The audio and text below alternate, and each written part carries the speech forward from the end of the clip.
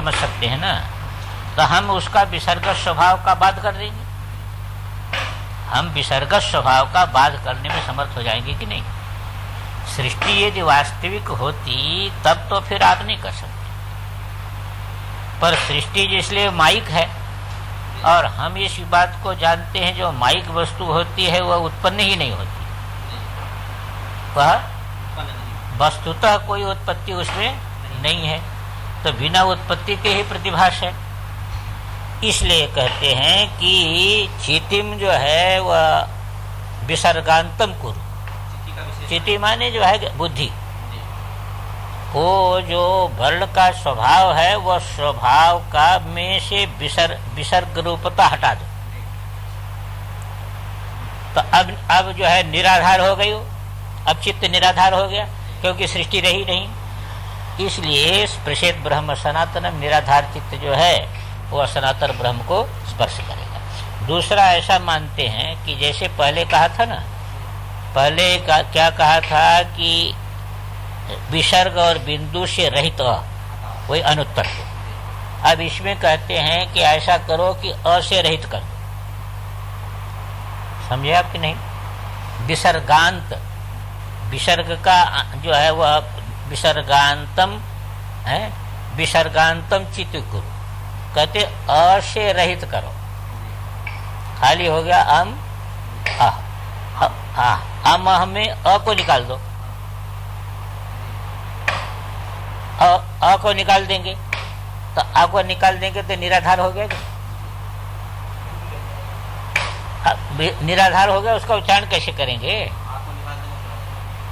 अ को जो निकाल देंगे बिंदु में से, विसर्ग में से, जैसे सत्ता को आप माया में से सत्ता को पृथक कर दो, तब क्या रहेगा? ऐसे सृष्टिकर्ता जो वर्ण है अमह, हम जो है ये जो है बीज दशा हो गई, अह ये कार्य हो गया। हम में जो है वो सारा अव्यक्त है ना, और दो बिंदु आया तो वो सृष्टि हो गई। तो ये कहते हैं कि ऐसा करो कि कुछ लोग ये मानते हैं कि ऐसा करो कि अ से पृथक कर दो, है तो निराधार हो गया, हो गया कि नहीं? निराधार हो जाएगा, तो आपका चित्त निराधार हो जाएगा। तो निराधार चित्त जो है वह स्वरूप का स्पर्श कर देगा, स्वरूप ज्ञान आपको प्राप्त हो जाएगा। इसमें ऐसा मानते हैं कि विसर्ग को, श्लोक होगा उसमें आप में शायद, विसर्ग कौलिकी शक्ति तज्जो यम मातृकोदया, विसर्ग कौलिकी शक्ति है। विसर्ग जो है यह कुल शक्ति है, इसको कहते कुल, और इसी से मातृका का माने वर्णों का उदय होता है जो सृष्टि के कारण होते हैं। शक्ति कौन है? विसर्ग। शक्ति कौन है? विसर्ग। और उसी से वर्णोदय हुआ, वो वर्णोदय में सब शक्तियां बैठ करके जो है सृष्टि इत्यादि सारा कार्य करती हैं, तो उसका नाम है कुल। ध्यान में आए कि नहीं? और अकुल कौन होता है? अकुल है अनुत्तर। अनुत्तर अ जो है ना ये अकुल है, और विसर्ग है कुल। अनुत्तरम परम धाम तदेवा कुल मुच्यते। अनुत्तर यही जो है वह मूल आधार है,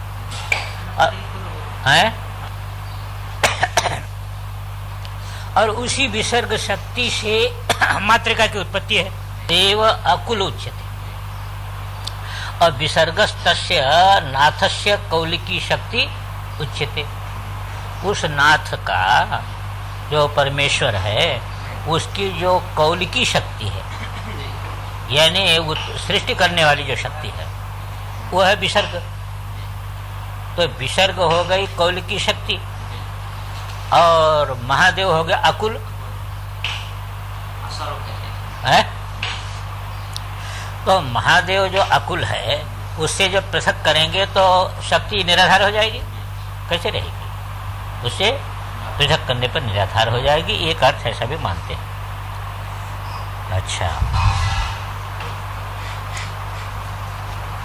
और बिंदु ये मानते हैं कि जो तीनों में जागृत स्वप्न सुषुप्ति तीनों में एक जो प्रकाश रूप में, खाली प्रकाश रूप में गृहित करी हो, तो ये कारण आत्मा हो गया। यही प्रकाश बिंदु, यही प्रकाश जो है वो बिंदु। हाँ, इसीलिए बिंदु नाद की किसी भी साधना में ये दो आधार में से कोई आधार प्रकट होता है। जब वो आधार प्रकट हो तब आप समझिए कि आपकी साधना जो है वह एक स्तर में आ गई। या तो आपको प्रकाश अंदर दिखाई देने लगे, वही बिंदु है। वो क्या है? बिंदु। और या तो आपको नादत ध्वनि सुनाई दे। ये दो में से कोई न कोई चीज आपको मिलेगी। इसमें रहस्य क्या है कि इसमें बिंदु आपको जब बिंदु दर्शन होने लगेगा तो रूप सब प्रकाश में लीन हो जाते हैं। कितने रूप है प्रकाश में लीन हो जाते, तो रूप आपको प्रभावित नहीं करेगा। जहाँ कोई रूप प्रभावित करे, आप जरा अंतर्मुख हो जाए, आप चले जाएंगे प्रकाश में, वो रूप प्रकाश हो जाएगा। और नाद जो है वो शब्द को पकड़ लेता, शब्द से भी नाद में लीन होता, तो आपको नाम रूप का आधार मिल जाता है। आपकी साधना को क्या होता है? नाम रूप का मूल मिल जाता है। तो नाम रूप के मूल में जब आप प्रतिष्ठित होते हैं तो नाम रूप के प्रभाव से बच जाते हैं।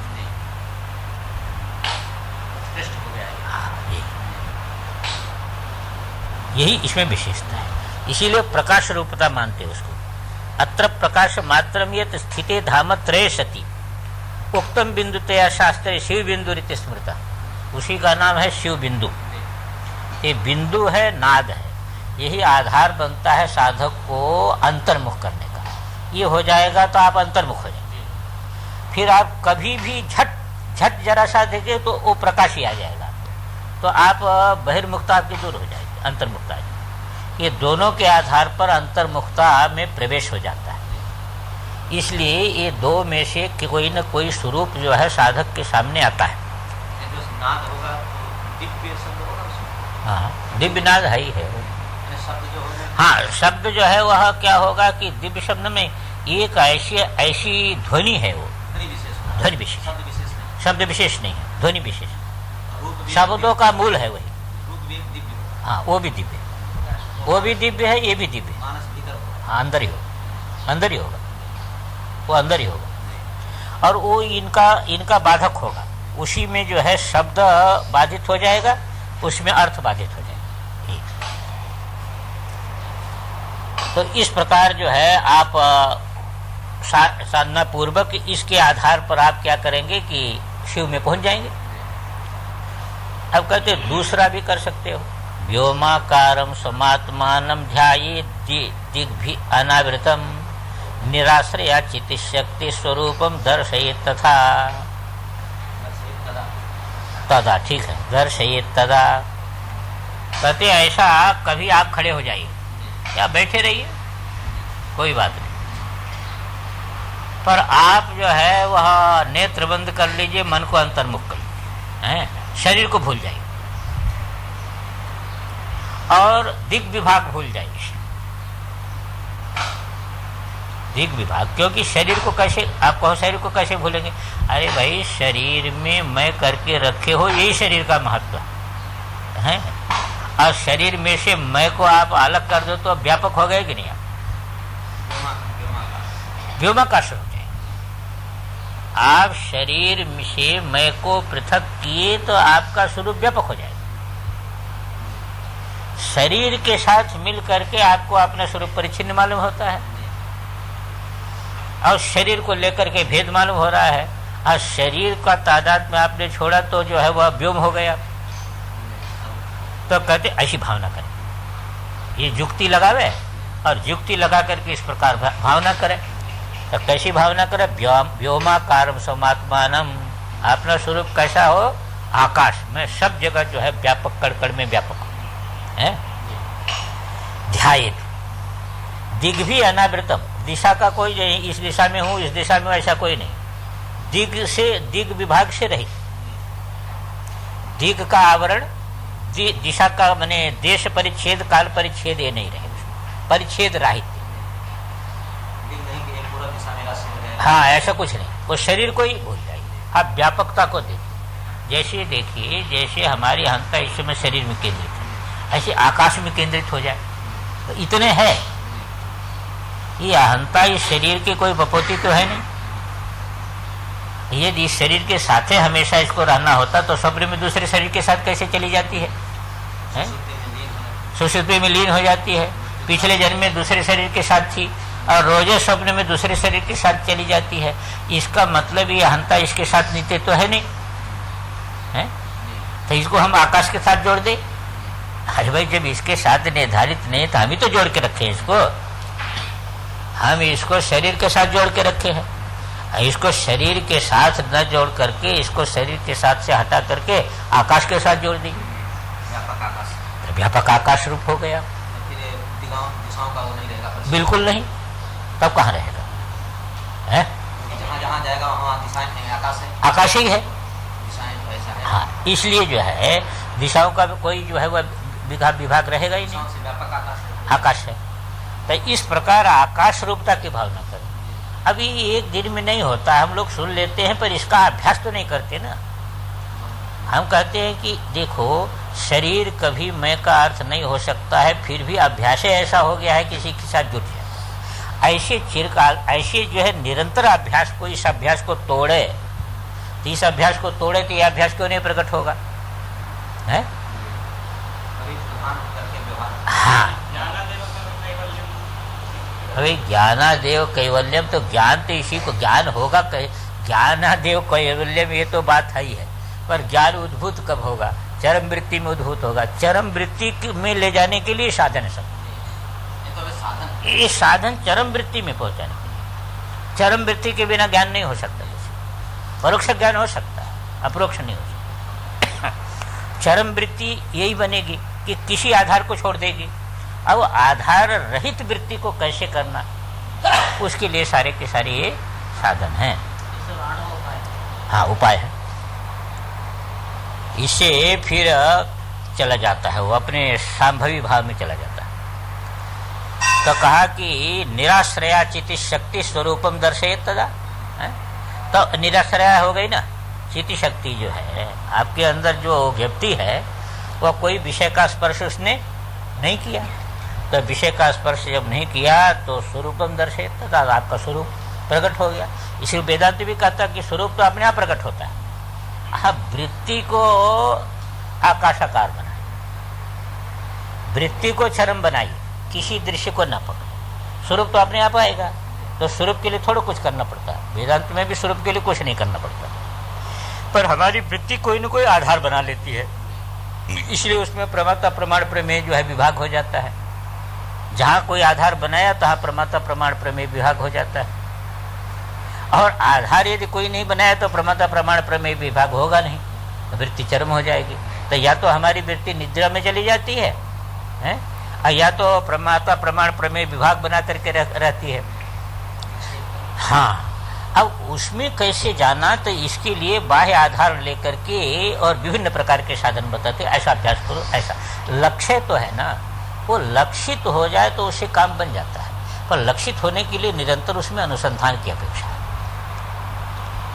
किंचिद अंगम विभिद्यादौ तीक्ष्ण सूच्यादिना ततः तत्रैव चेतनाम युक्ता भैरवी निर्मला गति। हम लोग पढ़ते हैं ना, जो परमहंस जी थे, रामकृष्ण परमहंस, तो तोतापुरी जी उनको तो कहते यहाँ पर क्या किया, चुभा दी। क्या चुभा दी? कांच का टुकड़ा यहाँ चुभा दिया।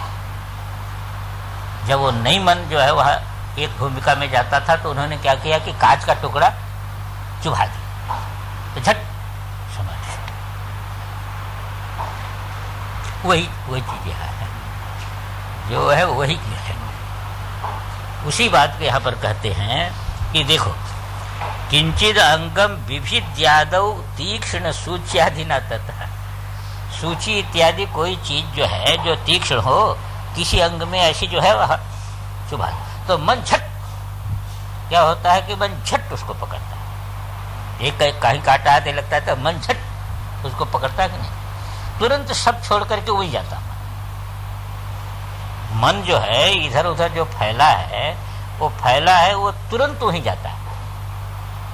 अब ये जाता तो है ही है सबका, पर वही कहते हैं ना कि साधक में और दूसरे में अंतर, ये साधक में अवधान रहता है, यही है साधक का। और योगी हमेशा क्या है कि लक्ष्य का अवधान उसमें, और दूसरे लोगों को लक्ष्य का कोई अवधान नहीं है। तो यही विशेषता है और कुछ नहीं है। व्यवहार तो ऐसे चल रहा है पर उसको लक्ष्य दृष्टि में हमेशा अवधान रहता है, बस वही सावधान है। एक श्लोक है ऐसा, वो उठ नहीं रहा, आगम का ही है।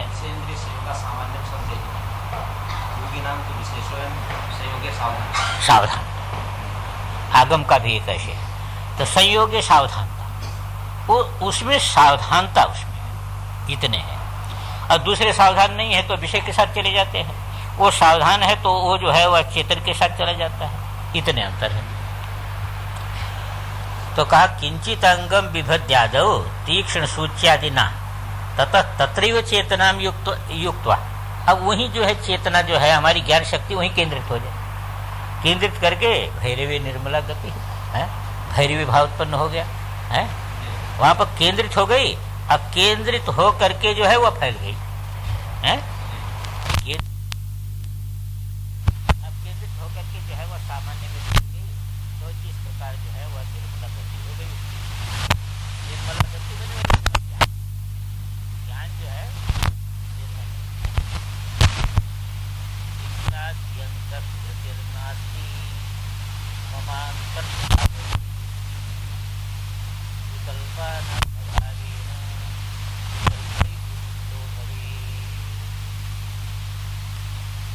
बैठ गया।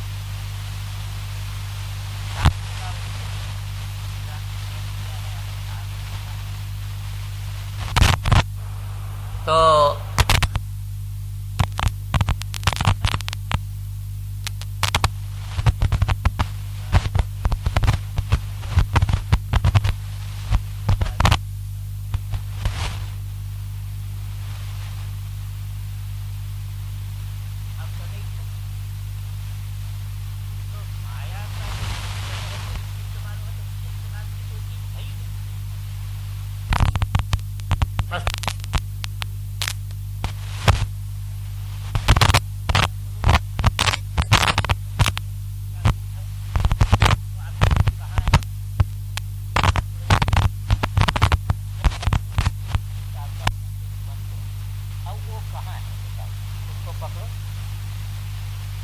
लाल है, पीला है, सफेद है, कैसा है, छोटा है, बड़ा है, कैसा, उसका कोई रूप, वो तो विषय को लेकर के रूप मालूम होता है, उसका कोई रूप नहीं।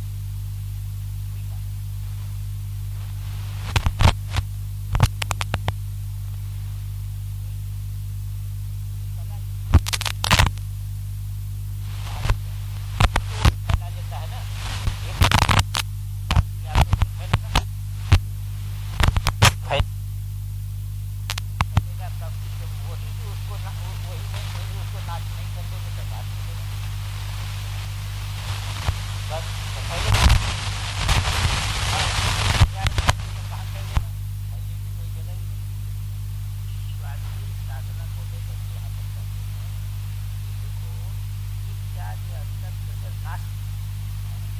चित्त आदि जो अंतःकरण है ना, अंतःकरण मन बुद्धि चित्त अहंकार जो सारी बन रहा है वो है ही नहीं। मेरे अंदर कोई चित्त आदि नाम की चीज है ही नहीं। कोई कितने मान लेना बस वही है। जब सारा मान लेने पर इसमें मान लिया आप बस ये फंसना है। हम कहते हैं मान लेने पर एक लड़की पकड़ के जाए, एक लड़का लेता है तुम्हारी पत्नी, आप मान लिया, उसको काम नहीं आती, उसको काम नहीं देते, मान लिया, मान लिया, अब शुरू हो गया। और क्या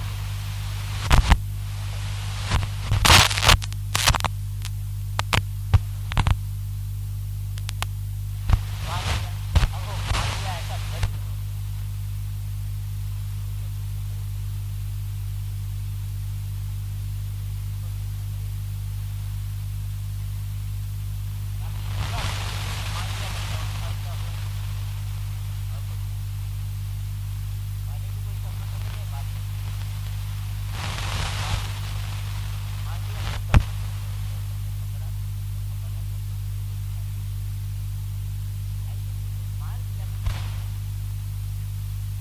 आकाश के समान व्यापक चैतन्य तत्व है, उसमें चित्त भेद कुछ नहीं है। तुमने मान लिया चित्त है? तब जब चित्त मान लोगे तो फिर विषय भी फिर क्या फुरेगी है? फिर विषय आएगा, फिर क्रिया होगी। माने जब उसको स्वीकार कर लिया, वहीं पर उस ज्ञान को खत्म नहीं किया है, तब फिर क्या होगा? फिर जो है वह क्रिया होगी, फिर उसके अनुसार गति होगी। इसलिए कहते हैं कि चित्तादि अंतःकृतिर, चित्तादि जो अंतःकरण है वो नास्ति मम। यही है, यही अचित्त अमनि भाव है।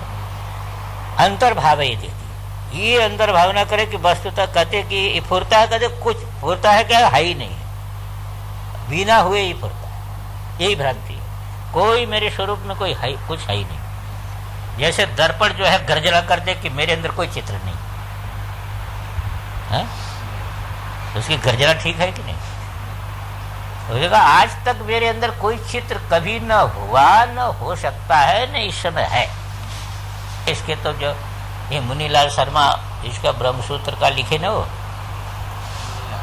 मुनीलाल वो ब्रह्मसूत्र पर टीका लिखी हिंदी में। तो कहे स्वामी जी हमने तो ये आपके अद्वैत का खंडन कर दिया। कहा क्या किया? हमने ग्रंथ लिखा है, उसमें खंडन कर दिया। एक मेवा द्वितीय जो आप बोलते हैं उसका तो खंडन कर दिया। तो ऐसे आंख बंद कर कहे देखे तो, अरे कहे वो तो वैसे का वैसे ही है कहीं उसमें जगत उत्पन्न नहीं हुआ, तुम क्या खंडन करोगे उसको? वो तो वैसे का वैसे है, वो तो वैसे का वैसे ही है, उसका कहाँ खंडन बना? तो कहने का तात्पर्य ये है कि जो है ये चित्त को हम मान लेते हैं, चित्त फुरे तो भी जो है वो कुछ नहीं होता, तो चित्त है ही नहीं है, चित्त है ही नहीं। अब विचार करके भी देख लीजिए, आपकी सत्ता से पृथक चित्त है क्या? आपके सत्ता से पृथक, बस आपकी सत्ता से पृथक नहीं है। अब आपका स्वभाव परामर्शक है, इसलिए चित्त फुरा तो जो है वह प्रकाशित हो जाता है। प्रकाशित हो जाने पर आप उसको सत्ता दे देते हैं, अपनी सत्ता उसको दे देते हैं। आप अपनी सत्ता जब उसको देते हैं तब तो सत्तावान होता है ना। सत्ता दे देते हैं, वही स्वीकार कर लिया, उसको सत्ता दे देते हैं, अपने से बाहर कर देते हैं उसको है? हाँ, तो स्वसत्ता से उसको सत्ता देते हैं आप, वो तो प्रतिभास रूप है, प्रतिभास की कोई सत्ता नहीं होती है। पर जब स्व से सत्ता दे देंगे तब वो व्यवहारिक हो जाएगा, फिर आपको जो है वो सुख दुख देने लगेगा। उसको तोड़ दे, ये जो पद्धति उसको तोड़ दे। कहा कि जो है मेरे अंदर है ही नहीं है, तो विकल्पा नाम अभाव है ना। अब विकल्प का अभाव हो गया है। अरे चित्ते तो विकल्प है ना, चित्ते को हमने स्वीकार किया था तभी तो विकल्प हुआ था। अब विकल्प का अभाव हो गया है, तो विकल्प का अभाव हो गया तो चित्तम चिदिति जानियात, जो आप चित्त कह रहे थे वो चैतन्य हो गया है, क्योंकि विषयाध्यास अब बना नहीं जब विषय जो है रूपी सत्ता उसको मिली नहीं, तब फिर जो है वह क्या हो गया, विकल्पा न भावे न विकल्पे उज्जितो भवेत है, सभी विकल्पों से रहित हो गया वो, क्योंकि विकल्प है ही नहीं है, तो विकल्प से उज्जित हो गया। अब कहते ये बात तो ऐसा सोचने में कभी बैठ करके होता है, पर व्यवहार में कैसे ये हो सकता है, हैं? हाँ, व्यवहार में भी ये हो सकता है। अरे गुणा गुणेषु वर्तन्ते इति मत्वा न सज्जते। व्यवहार में आप सावधान हैं तो वहां भी माया का खेल आप देख सकते हैं, उससे आपका कोई संबंध नहीं बनेगा। जैसे सांख्य कह रहा है तो माया का खेल आप व्यवहार में भी देख सकते हैं कि इंद्रिय गुण जो है और विषय गुण, ये दोनों जो है वह खेल रहे हैं, और आप क्या है, साक्षी हैं। आप में क्या क्या लग रहा है, आप में दोनों कल्पित है, और दोनों जो है वह आपके सत्ता में खेल रहे हैं, और आप खाली जो है वह साक्षी हैं, तो आपका उससे क्या संबंध बनता है? इसलिए आपका स्वरूप तो वैसे को वैसे रहेगा। आपके स्वरूप में कोई अंतर, व्यवहार में भी आपके स्वरूप में कोई अंतर नहीं होता है। आप इसको पहले निर्धारित कर लीजिए, फिर व्यवहार में भी आपके स्वरूप में कोई अंतर नहीं होगा। माया विमोहिनी नाम कलाया कलनम स्थितम इत्यादि धर्मम तत्वानाम कलयन न पृथक भवेत। न सभी में पाठ है कि ना पाठ तो नहीं है, किसी में ना हो तो अच्छा है, ना भी पाठ भेद है, होना चाहिए। खैर वह न का भी अर्थ लग जाएगा, पर ना हो तो अच्छा है। हाँ, पुरुष पृथक भवेत। कैसे? कहते एक माया है, माया वो विमोहिनी नाम, उसका नाम है मोहित कर देने वाली। मम माया दुरत्या मोहयत, एक है ना, मोहयति ज्ञाने न पिचे चेतांशी दैवी भगवती ईशा भलादाकृष्य है मोहाय महामाया प्रवर्तते।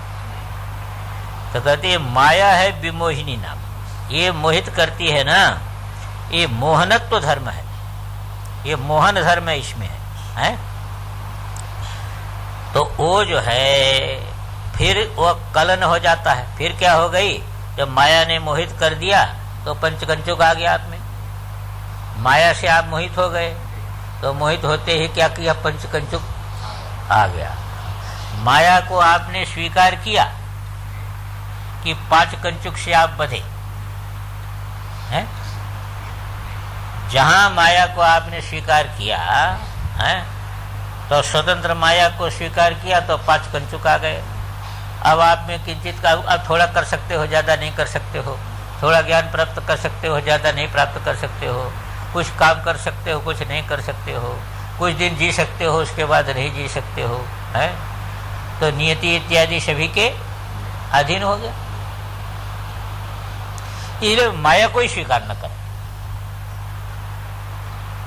हमारे अंदर कोई माया व्याय नहीं, माया कोई हो ही नहीं। या माँ सब माया, जो है नहीं और स्वीकार करने से पकड़ ले उसका नाम माया।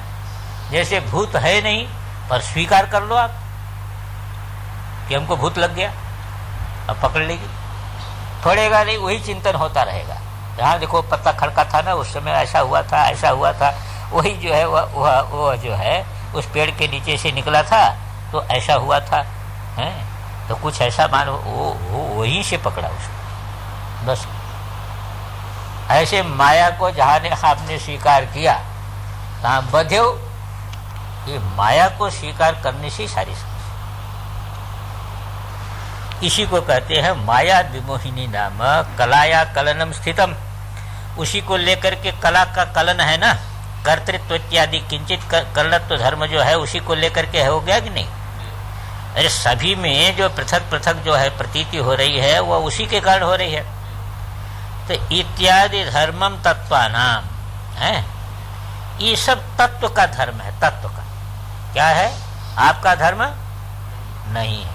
आपने वो माया को स्वीकार करके अपना धर्म मान लिया बस। आपने माया को स्वीकार करके माया का जितना कार्य था उसको अपना धर्म मान लिया। हाँ, अतः धर्मारोपण आपने कर लिया। और वो माया का है, उसका कार्य का है, पंचकंचुक का है, उसको आपने अपना धर्म मान लिया। ये जो है, जो इसमें सावधान होकर के उसको अपना धर्म नहीं मानता, अपना धर्म नहीं मानता, तो ऐसा ना पुरुष वो पृथक भवे, वो पृथक हो जाएगा उससे। और न पाठ हो तो उसको इस ढंग से लेना पड़ता है कि न पृथक भवे, वो स्वरूप से पृथक नहीं होता फिर। हाँ, इति कलयन, इस प्रकार की इत्यादि धर्मम तत्वानाम कलयन। वो देख रहा है कि माया से उद्भूत जो तत्व है उसका धर्म है और वही जैसा प्रतीत हो रहा है? हमारा तो कोई संबंध इससे है नहीं है? गुणा गुणेषु वर्तन्ते, इससे अपना कोई संबंध है? कोई संबंध ही नहीं बनता है। इति कलयन पृथक न भवे, मैंने स्वरूपात पृथक न भवे। और ना जो है जब ले लोगे तो ना पुरुष पृथक भवे, उससे बिल्कुल माया उसके कार्य से बिल्कुल अलग हो जाता है। माया और उसके कार्य से बिल्कुल पृथक हो जाता है। सांख्य जैसे कहता है, वो सांख्य की प्रक्रिया में जैसे है। सांख्य में तो यही मुक्ति मान लेते हैं ना। जगतीच्छाम यही है ना, जगदीतीच्छाम समुत्पन्नाम अवलोक्य समम नयेत् यतैव समद्भूता ततस्तत्रैव लीयते। कहते हैं देखो, मान लो आप शांत प्रसन्न है, एक इच्छा उत्पन्न हो गई है, एक हो गई इच्छा उत्पन्न, तो आप सावधान हो जाइए, कहां से आई है? ये कहां से आई? ये आई कहां से? तो ये सारा जगत कहां से आता है? ये तो वाई माने भूतानि जायन्ते, ये न जाता नहीं जीवंती। ये आया कहां से? ऐसी इच्छा ये आई कहां से है? केवल मैं था, अरे मैं ही था, वो इच्छा तो चित्त रूप है, पर आई कहां से? ये मुझे छोड़ करके तो नहीं आ सकती। तो ये मेरी सत्ता से अतिरिक्त तो इसकी सत्ता ही नहीं है। वही उसको चित्त व्याप्त कर दो, चैतन्य से अतिरिक्त है ही नहीं। बस झगी झट मार, साधक जो है एक इच्छा उत्पन्न हुई, झट मार, तुरंत सावधान। कहां से उद्भूत हुई? वही पर उसमें आता है ना, वो ये स्पंद कारिका में, एक चिंता प्रसक्तस्य, ये तो न उदय, दूसरा उदय, इसमें देखिए है ना, एक चिंता प्रसक्तस्य यतस्यात् अपरोदय, यतस्यात्। अब देखो, एक चिंता हुई और दूसरी उद्भूत हुई। कहां से उद्भूत हुई? उसी का नाम उन्मेष है, उसी का नाम ये लोग उन्मेष शक्ति मानते, सृष्टि। ये उन्मेष, उन्मेष सविज्ञ स्पंद कारिका में आया था, उसी को उन्मेष समझना चाहिए है? तो इसको कहा कि जो है वह अब कहते साधक को तम उपलक्ष्य है, स्वतः उसको झट पकड़ लेना चाहिए कि यहीं से देखो जो है ये उन्मेष हुआ। अरे तदैक्षता, ये इक्षण उन्मेष हो गया है? यही तो उन्मेष हुआ, और क्या हुआ है? अब वो उन्मेष जो है वह स्वसत्ता की अस्तित्व नहीं है, झट उसको जो है वह पकड़। कोई इच्छा कहां से उद्भूत हुई? अब वो देखो, वो है, कभी एक इच्छा उत्पन्न होती लीन होती, दूसरी इच्छा उत्पन्न होती लीन होती, वो तो बराबर है सब, वो तो समय है। एक लहर उद्भूत हुई जो है वह लीन हुई, दूसरी लहर उद्भूत हुई लीन हुई। कहां से उद्भूत लीन हो रही है? आधारभूत क्या है? यतस्यात् परमात्मा, जहां से जो है वो दूसरा उदय हो, उसी को लक्षित करो, उसको लक्षित करो कि वो क्या है। इसी को कहा कि झगिति इच्छा में समुत्पन्ना अवलोक्य समन्वय है। वो जो है समुत्पन्ना इच्छा है, झगित अवलो, एकाएक जो है उसको चैतन्य व्याप्त करके शम कर दे, वही ठंडा कर दे कि चैतन्य से अतिरिक्त आई ही नहीं। तो ये तो ये वो समद्भूता है। अरे जहां जिस सत्ता से उद्भूत हुई थी वो तो तत्र लिए थे, वहीं लीन हो रही है, वहीं लीन कर दो उसको। सिर उठाया वहीं लीन कर दो उसको, खत्म हो गई बस। अब उसमें आप बैठ जाओ, उसी में बैठ जाओ। इच्छा के साथ मतलब जहां इच्छा के साथ आप लगेंगे, इच्छा का अस्तित्व आपने से पृथक स्वीकार किए, बस सारी उपाधि आ गई।